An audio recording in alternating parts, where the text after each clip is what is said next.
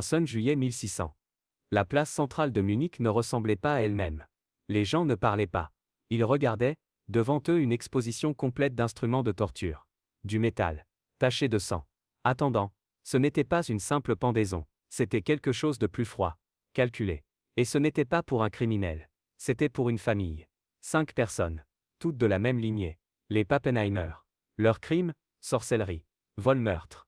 Du moins, c'est ce que disaient les dossiers. Mais ce qui s'est passé ici, avait moins à voir avec le crime, et plus à voir avec la peur, la politique, et la survie. Pour comprendre comment ils en sont arrivés là, il faut remonter.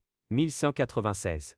La contre-réforme catholique battait son plein. La Bavière était tendue. Les chasses aux sorcières, pas rares, routinières. Le duc Maximilien y venait de prendre le pouvoir. Et il avait une mission nettoyage religieux, purification morale. Tolérance zéro. Paulus Pappenheimer n'était ni prêtre ni protestant. Il nettoyait les latrines. C'était sa vie. Il avait une femme Anna, 3 enfants, Gumpre 21 ans, Michel 10 ans, Hansel, 10 ans, pas de terre, pas de boutique, juste des vagabonds, de ville en ville, dormant dehors, nettoyant ce que personne ne voulait toucher. Ils étaient invisibles. Et quand on les voyait, les regards se détournaient. C'étaient ces pauvres qu'on accuse de tout. La maladie, les malchances, les mauvaises récoltes. Ils travaillaient, ils bougeaient. Parfois on les accusait d'avoir volé du pain. Mais jamais, on avait tenté de les effacer. Jusqu'à 1182.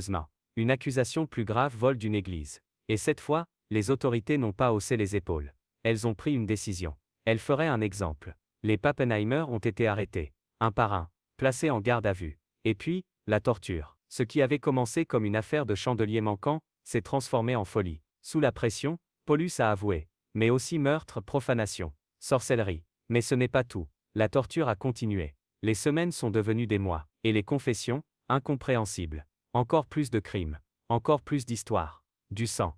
Du diable, des sabbats noirs. Des pactes sataniques. Ils ont dit que Paulus avait dansé avec Satan. Qu'il avait tué des centaines.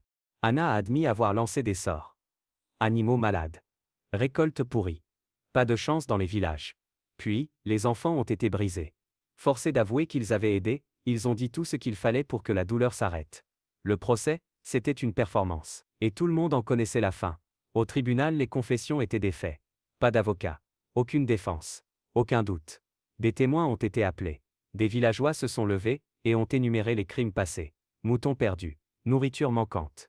Parents morts. Tout, était soudainement blâmé à la famille. Le verdict, la mort. Mais pas rapide. Pas discrète. Le tribunal déclara que la justice devait être visible. Alors c'est devenu un spectacle. Ils ont préparé la place pendant des jours. Les outils de torture ont été affûtés. La place de Munich a été montée comme un champ de foire cruel. Chaque membre de la famille avait une station. Chaque station avait un but. Juillet, matin. La place est remplie. Des marchands vendent de la nourriture. Des parents amènent leurs enfants. Ils disent c'est pour leur apprendre la justice. Mais en réalité, ils étaient venus voir la souffrance. La foule ne bougeait pas. Personne ne riait. Personne n'applaudissait. Un silence pesant. La torture a commencé avec Paulus. Il a été dépouillé, puis, brûlé petit à petit. Des pinces chauffées déchirant la peau. Volontaire. Précis. Et il était conscient tout le temps. Puis vint Anna. Elle n'a rien demandé. Mais ils ont découpé quand même. Des lames chauffées sur sa poitrine. Puis, la roue, chaque os brisé. Un par un. Ses cris ont traversé toute la place. Puis vinrent les enfants. Gumpre regardait. Ses parents se faire déchirer devant lui. Puis, c'était son tour. Michael et Hansel, à peine 10 ans. On les a traités doucement. Mais la douleur restait insupportable. Leurs cris étaient plus faibles. Mais ils ont duré plus longtemps. La peine finale est venue en dernier. Le bûcher, tous attachés. Toujours vivant. Toujours conscient. Le feu n'était pas rapide. Il avait été conçu pour ramper. Pour brûler lentement. Pour qu'ils le ressentent. Paulus fut le dernier à partir. Il a brûlé pendant des heures. Ses cris ne se sont arrêtés que lorsque les flammes ont atteint son visage. Mais l'horreur n'était pas seulement dans ce qu'ils ont fait, c'était dans le pourquoi.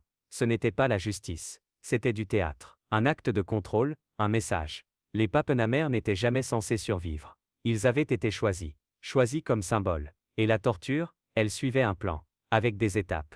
Promesse de miséricorde. Confession. Répétée. Ils étaient maintenus dans des cellules froides et humides. Pas de lumière. Pas de chaleur. Pain pourri. À peine un peu d'eau. Le sommeil, volé. On les réveillait toutes les quelques heures. Pour plus de questions.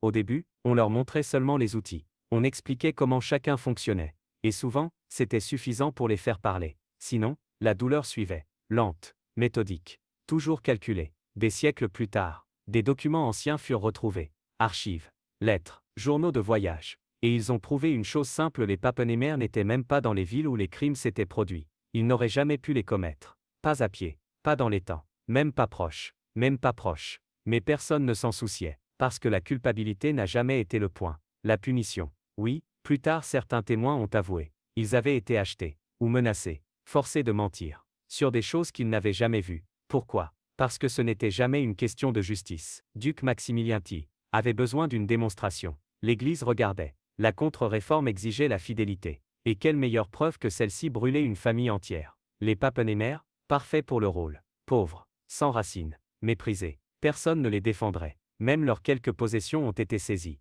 Une petite récompense. Mais, cela a établi un précédent. La prochaine fois, on pourrait viser plus grand. Des familles plus riches. Ce n'était pas juste une exécution. C'était un plan. Dans les décennies suivantes, des centaines mouraient. Même méthode, même mise en scène, même mensonge. Le schéma était clair. Choisir les exclus, forcer les aveux, rendre ça public, l'appeler justice. La torture ne cherchait pas la vérité. Elle créait des histoires. Le verdict, connu d'avance. Il ne manquait qu'une chose, que les victimes le disent elles-mêmes.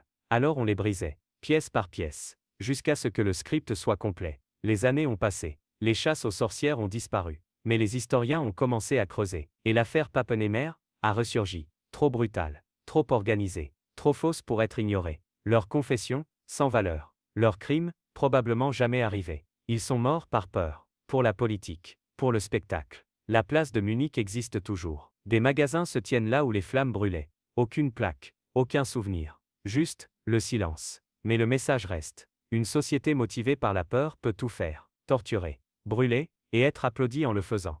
La justice, une fois tordue par le pouvoir, cesse d'être la justice. Elle devient une performance. La famille Pappenheimer n'était pas monstrueuse. Elle a été rendue monstrueuse pour que d'autres se sentent en sécurité. Et ça, c'est la vraie horreur. Pas seulement la torture, mais les applaudissements qui ont suivi.